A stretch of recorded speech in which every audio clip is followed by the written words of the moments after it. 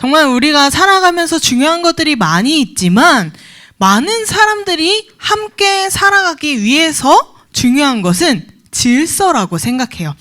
쉽게 말해 이 질서를 다움이라고 말할 수 있어요. 다움이라는 것은 한 사람이 자신의 역할에 맞게 행동하는 것을 말해요. 예를 들어 학생은 어떤 다움을 가져야 할까요? 학생다움이죠. 그러면 선생님은 어떤 다움을 가져야 할까요? 선생다움이 있어야 학교의 질서가 잘 지켜질 수 있겠죠. 또 그럼 가정에서는 어떤 다움이 필요할까요? 가정에 어떤 역할이 있는지부터 봐야죠. 가정에는 무엇과 무엇을 이루어져 있어요? 부모와 자녀가 있죠. 부모는 어떤 다움? 부모다움으로 자녀를 잘 양육해내고, 또 자녀는 자녀다운 모습으로 부모님 말에 순종할 때 가정의 질서가 지켜지고 화목하게 함께 잘 지낼 수 있는 거예요. 그런데 요새 우리가 살고 있는 이 세상은 이 다움을 잘 지키지 못하고 있는 것 같아요. 그렇게 되면서 질서가 뒤바뀌고 자신들의 역할을 잊어버린 채 살아가는 사람들이 많아요. 여러분에게 한번 질문해 볼게요. 부모가 부모다움을 잃어버린다면 어떤 일들이 일어날까요? 그렇죠. 아이들이 제대로 자라지 못해요. 세상에는 부모다움을 잃어버려서 자신이 낳은 자녀를 학대하고 심지어는 죽게까지 하는 경우도 발생하고 있어요. 그럼 학교에서 학생이 학생다움을 잃어버리면 어떻게 될까요? 공부를 안 하고 선생님 말씀도 안 듣고 제대로 학교 생활을 하지 못해요. 세상에서 학생다움을 잃어버린 사람들은 교사를 협박하고 폭행하기까지 하면서 잘못을 뉘우치지 않는 일들도 발생했어요. 멀지 않은 일이에요. 바로 여러분들의 또래가 일으켰던 일이기도 해요. 뿐만 아니라 우리가 다니는 이 교회가 교회다움을 잃어버리면 어떻게 될까요? 우리가 하나님께 우리의 마음으로 드린 헌금을 누군가 가로채가고, 또 교회 안에서 누군가 누구를 왕따시키고, 내가 더 저 사람보다 뛰어나다는 우월감에 빠져 있는다면 오히려 세상 사람들이 교회를 보고 욕하게 될 거예요. 그런데 이런 일들은 전도사님이 그냥 걱정해서 하는 말들이 아니라 세상에서 실제로 일어나고 있는 일들이에요. 다움을 잃어버리면 온 세상은 질서를 잃고 혼란 속에서 살게 되어요. 반대로 말하면 다움을 회복한다면 세상이 좀 더 나은 세상으로 발전하고 평온하게 함께 화목하게 살아갈 수 있는 거죠. 오늘 예배드리는 우리 소년부 친구들에게도 마땅히 지켜야 할 다움이 있어요. 바로 그리스도인 다움이에요. 교회에 나오는 우리 모두를 우리는 그리스도인이라고 해요. 여러분들은 그리스도인다운 삶을 살고 있나요? 일단 맞나 아닌가 확인하려면 그리스도인다운 모습이 어떤 모습인지를 알아야겠죠. 자, 그럼 그리스도인다운 모습은 어떤 모습일까요? 주일에 1시간 예배 정말 잘 드리는 친구. 자, 그리스도인다운 친구일까요? 아닐까요? 맞는 것 같은데 좀 애매하죠? 자, 근데 예배는 1시간 정말 잘 드리는데 학교 가서 믿지 않는 친구들과 모습이 똑같아요. 자, 이런 친구는 그리스도인다운 사람일까요? 아닌 것 같죠? 또 성경학교는 정말 빠지지 않고 매년 잘 참석해요. 열심히 기도하고 열심히 찬양도 하고 말씀을 들어요. 그런데 집에 가서는 성경책 쳐다보지도 않고 말씀을 궁금해하지도 않아요. 그리고 말과 행동이 믿지 않은 친구들과 똑같이 욕하고 누군가 괴롭히고 뒷담하고 이런 게 같아요. 그러면 이 친구는 그리스도인다운 모습일까요? 네. 우리가 그리스도인답게 살아가기 위해서는 그리스도인다운 모습을 알아야 해요. 오늘 말씀에서 예수님께서 알려주시는 그리스도인다운 모습을 알고 또 우리 친구들이 그리스도인다움을 회복하는 시간이 되기를 소망해요. 예수님께서 제자들에게 그리스도인의 모습을 말씀하셨어요. 첫 번째 어떤 모습인지 13절에서 찾아보세요. 너희는 무엇이라고 했을까요? 네, 소금이에요.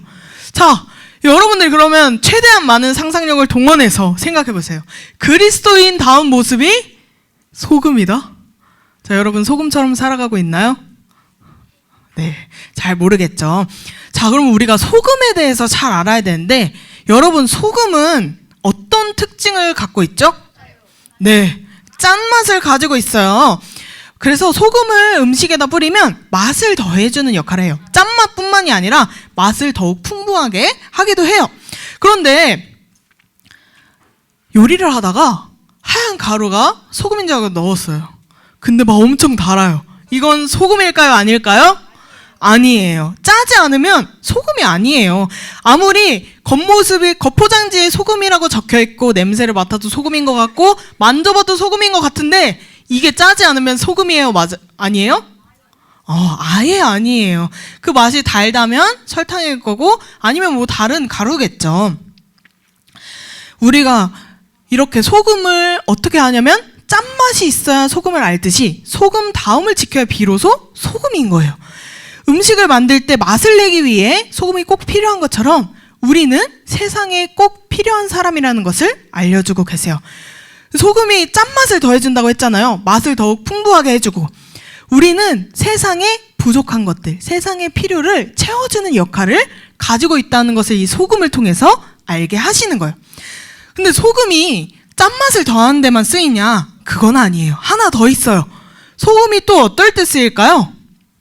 음식을 상하지 않게 하기 위해서 소금을 뿌렸어요. 부패를 막는 데 사용되는 게 소금이에요.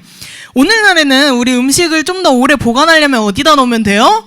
냉장고. 좀 더 길게 보관하려면 냉동고 보관하면 돼요. 그런데 옛날에는 그런 게 없었어요. 그래서 음식을 상하게 하는 것을 막기 위해 택할 수 있는 유일한 방법이었어요. 그런데 만약에 음식을 상하지 않게 하기 위해서 소금을 뿌렸어요. 근데 살짝 맛보니까 짜지 않아. 그럼 그 음식은 상할까요? 안 상할까요? 상해요. 왜죠? 내가 아무리 소금이라고 생각해도 뿌려도 짜지 않으면 그 음식을 막을 방법이 없어요. 금방 썩어버리고 말 거예요. 아무리 그거를 들이붓는다고 해도 소금이 아니면 그 음식을 썩게 하는 거예요. 소금이 짜기 때문에 음식의 부패를 막는 것처럼 그럼 우리는 어떻게 세상의 짠맛을 드러낼까요? 세상은 부패하고 점점 더 악해져 가요. 사람들은 죄로 살아가는 것이 내가 맞다고 생각하고 점점 더 큰 죄를 지어가요. 우리는 그 세상에서 그 사람들과 다른 생각, 다른 말, 다른 행동을 보여야 한다는 이야기예요. 음식에서 소금만 갑자기 많이 넣으면 딱 먹었을 때 무슨 맛만 느껴져요? 짠맛이 확 느껴지잖아요. 그것처럼 세상에서 사람들이 딱 여러분들을 봤을 때 저 사람은 우리랑 뭔가 다르구나 라는 것을 우리의 모습과 생각과 말을 통해서 알 수 있어야 한다는 거죠. 예수님은 왜 하필 소금으로 이렇게 말씀을 하셨을까요? 왜냐면 소금은 짠맛을 잃어버릴 수가 없다고 해요. 짠맛이 없는 거는 그냥 염분이 있는 가루, 돌이나 그런 거일 뿐이지 소금은 짠맛을 잃어버릴 수가 없대요. 그래서 소금이 소금다워야 정말 우리가 소금인 줄 아는 것처럼 그리스도인은 그리스도인다워야 해요. 맛을 잃은 소금처럼 자기 본분대로 살지 않는 사람은 진정한 하나님의 자녀인지 알 수 없어요. 하나님의 자녀는 세상이 필요할 때 필요를 채워주고 또 악한 모습들이 많을 때 선한 모습을 드러내는 게 바로 그리스도인다운 모습이에요. 또 예수님께서는 두 번째로 다른 것을 통해서 말씀하셨어요. 두 번째 14절에 보면 우리 뭐라고 나와 있을까요? 너희는 세상의 빛이라고 하셨어요. 자, 그러면 우리 이번에는 빛이 어떤 역할을 하는지 봐야겠죠. 자, 우리 여기가 지하여서 햇빛이 안 들어와요. 근데 여기 있는 불빛이 나오는 모든 제품들을 다 끄면 여러분들 전도사님이 성경 찾으러 그러면 찾을 수 있겠어요? 외우면 찾을 수 있겠지만 아니면 우리가 눈으로 보고는 찾을 수 없어요. 왜냐하면 빛은 어둠을 밝혀주기 때문이에요. 어둠 속에 있으면 우리의 눈도 아무것도 보지 못해요. 어두운 곳을 밝게 비추는 빛, 그리고 빛은 한 가지 역할을 더 해요. 여러분 등대 잘 알고 있죠? 등대는 왜 어두운 밤바다를 비추고 있을까요? 자, 비춰도 보이지도 않잖아요. 자, 등대가 왜 서 있냐면 일단 배가 캄캄한 어둠 속에 아무리 백길을 알고 있다고 하더라도 어딘지 항구가 어디 있는지 알아야 할 거 아니에요. 일단 길을 알려줘요. 그리고 나서 등대가 신호를 보내는 거예요. 지금 와도 좋다. 아니다, 다른 배가 있다. 그런 것들을 알려주는, 안내하는 역할을 하는 거예요. 우리도 세상이 죄로 어두울 때 우리는 빛으로 밝게 비춰주는 역할을 하는 거예요. 또 사람들이 잘못된 길, 악한 길로 계속 걸어가고 있을 때 우리가 올바른 하나님의 길로 안내해주는 역할을 해야 한다는 거죠. 그런데 여러분, 우리가 아무리 하나님의 자녀로 선택됐다고는 하지만 우리에게 죄가 있어요, 없어요? 있어요. 근데 우리가 어떻게 밝게 빛을 비출 수 있죠? 사실 우리는 믿지 않는 사람들과도 똑같이 죄가 있단 말이에요. 근데 어떻게 우리가 밝게 빛으로 그 사람들의 어두운 죄를 밝혀줄 수 있을까요? 여러분, 달이 어떻게 빛나는지 알아요? 달이 혼자 스스로 빛을 내는 별인가요? 아니에요. 뭐 때문이죠? 네, 태양이 달을 비추는, 반사되는 걸 우리가 보고 달이 빛난다고 볼 수 있어요. 근데 만약에 공전자전 하다가 지구가 태양 빛을 막았어요. 그러면 달이 빛날까요, 안 빛날까요? 빛나지 않아요. 왜 빛나지 않죠? 네, 달은 스스로 빛을 내는 게 아니라 태양빛을 반사해야만 빛날 수 있는데 지구가 그걸 가리면 빛날 수 없는 거예요, 당연히. 근데 우리도 그런 달과 같아요. 우리 스스로는, 우리가 하나님이 가린 순간은 우리도 시커멓게 어두워요. 완전 까만 어둠이에요. 아무것도 보이지 않아요. 그런 죄가 우리 마음속에 있어요. 그런데 하나님께서 우리를 자녀로 삼아주시면서 우리를 환하게 빛으로 비춰주신 거예요. 그럼 우리는 어떻게 해요? 하나님께서 비춰주신 빛을 달처럼 아직도 어두운 세상 속에 살고 있는 사람들에게 비춰서 알려주는 거예요. 빛이신 하나님의 빛을 우리가 받아서 반사한다고 생각하면 돼요.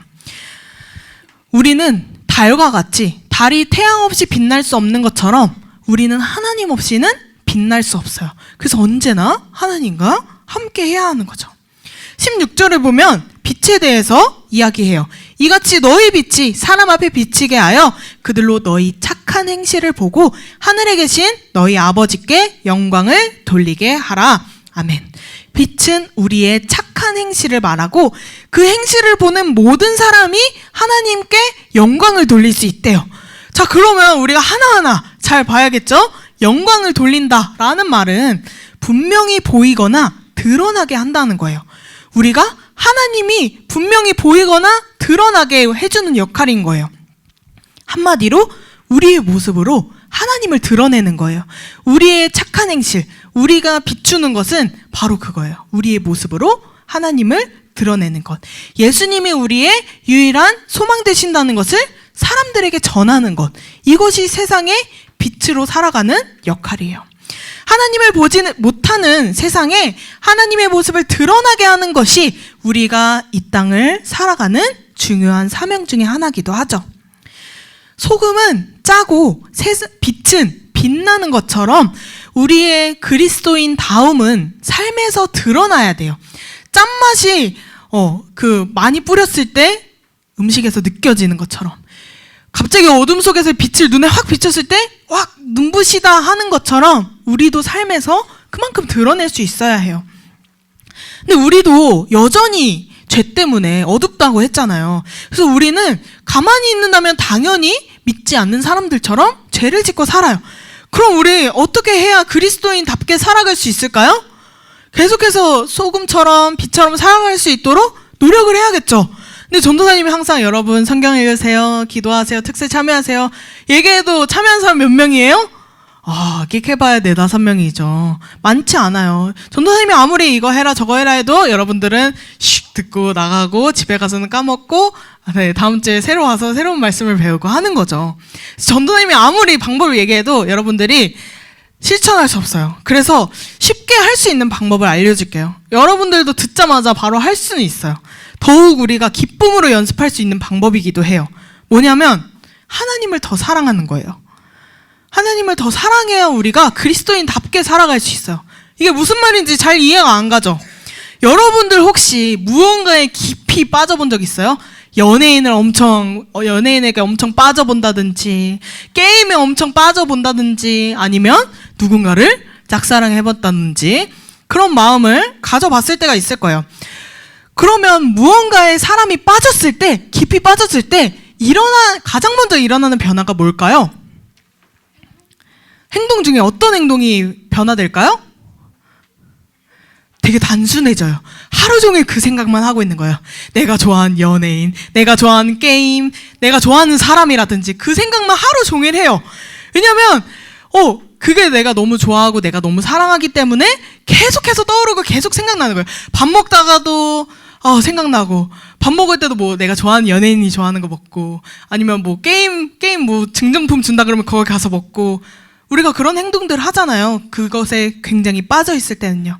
근데 반대로 생각해보면 우리가 매일매일 떠오르지 않고 생각나지 않는 것은 우리가 어떻게 여기는 걸까요?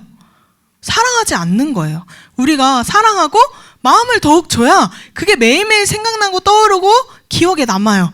근데 우리가 사랑하지 않는 것들은 그렇게 쉽게 떠오르지 않아요.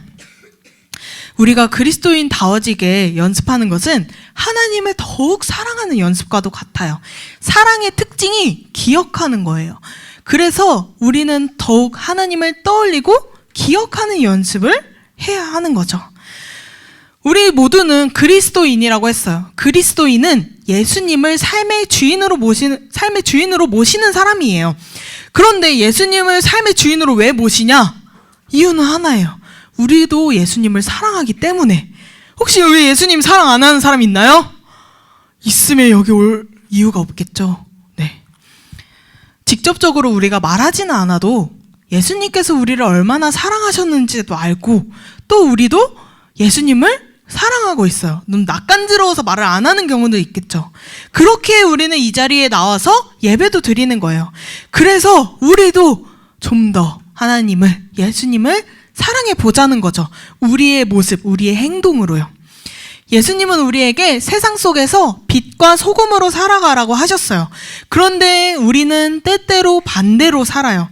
성경학교 가서 열심히 뜨겁게 찬양하고 기도하고 말씀을 듣고, 나 너무 은혜 받았다. 하나님 너무 감사합니다. 하나님 정말 나와 함께 계시는구나. 정말 하나님께서 나를 사랑하시는구나 깨닫고, 자, 집으로 가요. 여러분들 모습이 어때요? 은혜 받은 사람 어디 갔죠? 없어요. 엄마가 딱 집에 오자마자 짐 정리하고 씻고 숙제하고 공부하고 막 이것저것 얘기하면 여러분들 뭐라 할 거예요? 엄마 피곤해요. 좀 이따가 오자마자 무슨 잔소리 꿍시렁꿍시렁 될 거잖아요. 그쵸?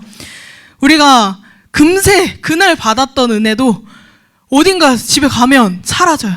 또 친구들과 놀러 어디 가고 그러면 또 마음속에서 사라져요. 왜냐면 그게 자꾸 떠오르지 않거든요. 자꾸 기억나지 않거든요. 우리 삶에서 예수님을 계속 떠올리고 기억하려는 장치가 없어요. 우리가 게임만 생각해도 사실 이제 게임 생각 안 해야지 라고 해도 핸드폰을 보거나 아니면 패드, 컴퓨터 아니면 게임하는 다른 친구, 그런 것들을 볼 때마다 우리는 떠올리게 된단 말이에요.